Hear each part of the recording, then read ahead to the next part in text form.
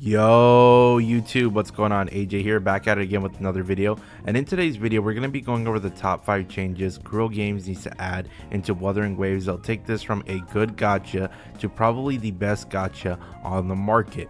These changes, guys, keep in mind, will apply to 95% of players. Maybe one thing won't apply, but the majority of these 5 changes, guys, apply universally to all players. But before we get into the video, if you like the content on this channel, guys, make sure you like, comment, and subscribe, as it does help me keep the lights on this channel and it helps support me. Thank you guys so much for 3K, as the next goal now is for 10K. But without further ado, let's get into the video. So let's start off with number 5, guys, mobile optimization. Now, what do I mean by mobile optimization? They need to optimize Wuthering Waves better for mobile players, as I can understand if you don't have a top tier phone right now and it doesn't have the right specs, I guess, to play it, then it's going to be difficult to optimize or even run it.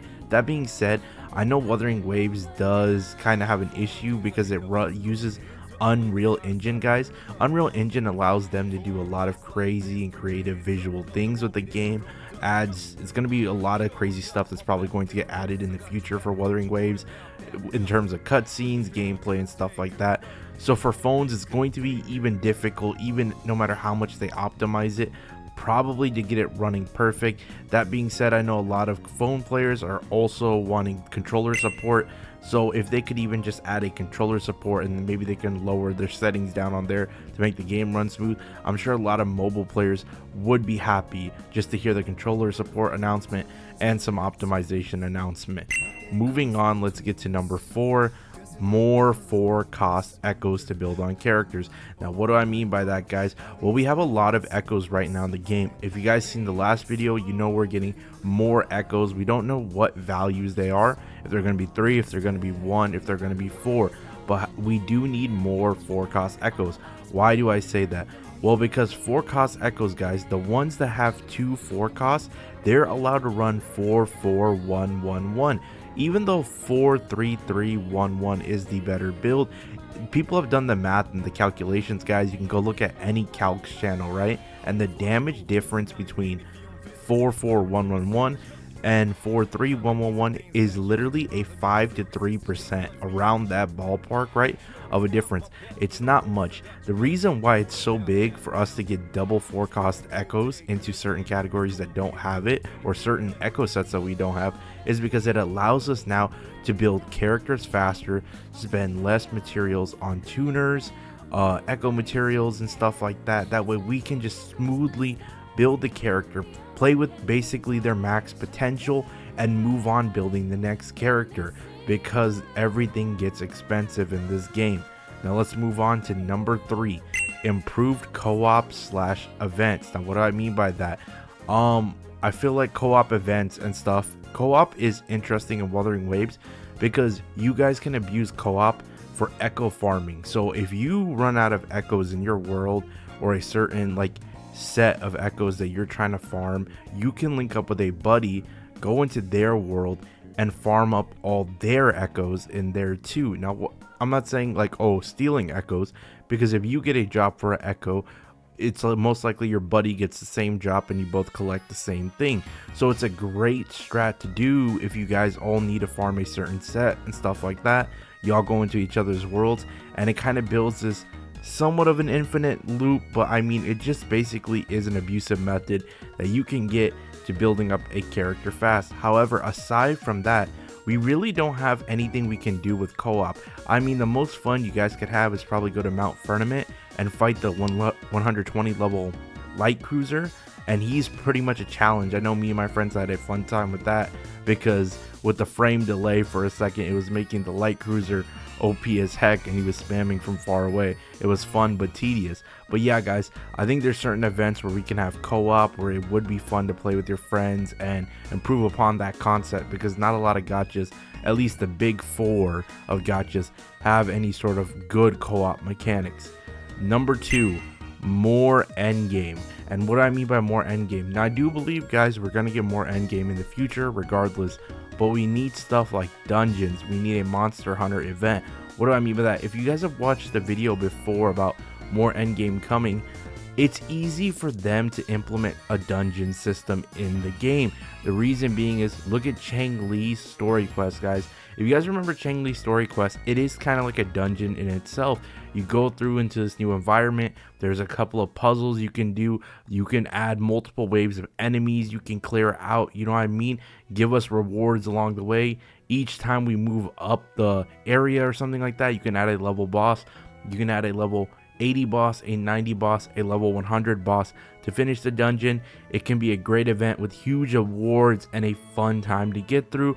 Now the Monster Hunter event, to elaborate, I said that Kuro, just like in HSR, how HSR was inspired by the Pokemon event, and they did their own version of Pokemon or whatever it was, right? I forget the name of their event, but it was basically a Pokemon event and it was directly inspired by Pokemon.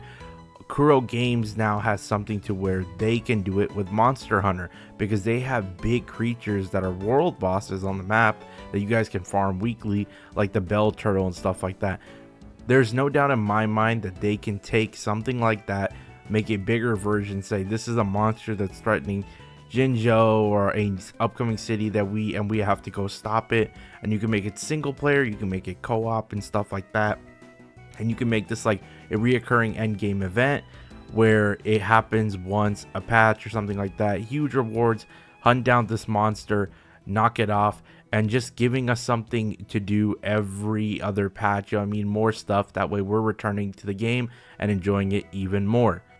Now for the number one thing that Kuro Games needs to change and add. The biggest thing, and I want to talk about it, and I think everybody should universally agree, no matter what, unless you're a whale, right? But even whales, I think, are struggling with this. More materials to build characters. Let me explain, guys. No matter what it is, if it's echo farming, we need more echo XP and tuners so we can re-roll and build up echoes.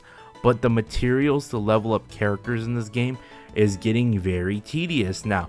I have a few characters that have gone to 90, that have maxed out their traces, have their weapons at 90, right? But it's like 2 right now that I have those. That's Jinxi and Xiangli. I'm still working on finishing my Jian. I'm still building my Zhezhi too. And the thing is, it's getting very tedious now because I'm either running out of credits and then I have to go farm these materials for the traces and stuff like that, or the weapon. And then once I get these materials and traces, oh, guess what? Back out of credits. Fine, build up the credits. Well, now I got to go get the resources. I need some more stamina. Oh, wait, echoes. You need echoes, right? Wait, I'm low on echo XP. It's getting very hard to build characters, guys. And it's like, even if we get a new character and pre-farm for it, there's a likelihood that even with the battle pass and stuff like that, you guys run out of something, right? And you can't build a character to their full potential. So what realistically needs to happen is Kuro's running these double events that are coming up. But I just think that they need to keep running the double events, but whatever the double events that is giving us currently, right? So when we go in and we get something from the materials and it says double, we gave you double the amount, that needs to be the standard now. I think Kuro needs to update it and just give us double the amount as a standard thing now, and then when we get double events, double it up. So for instance, let's say if we were getting, an example is like, let's say we're getting 2 EXP materials, right?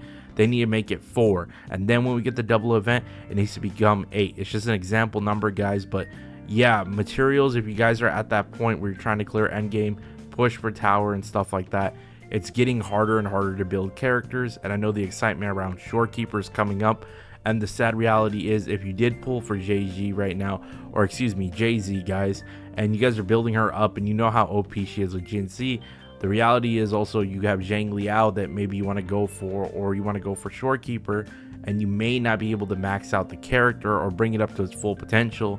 And then by the time you do get it to its full potential and you're low on materials, 1.4 is around the corner, and who knows what epic character they're going to release your hype for. And then even if you win the 50-50, you probably won't have enough resources yet to build them up. But yeah, guys, that's it for this video. What do you guys think about the changes? Is there something I left out that you guys can add in? Let me know in the comments down below. Do you guys agree? Do you guys disagree? What did I leave out? Also, please leave a like, comment, and subscribe. Your boy really appreciates all the support you guys have been giving him on the videos. It's very hard to make content right now. I feel like we are in a little bit of a filler patch. It's still a good patch, 1.2, you know what I mean? but it is filler right now and there's not much to talk about that we already don't know. But that's it for this one, guys, and I'll talk to y'all next time. Peace.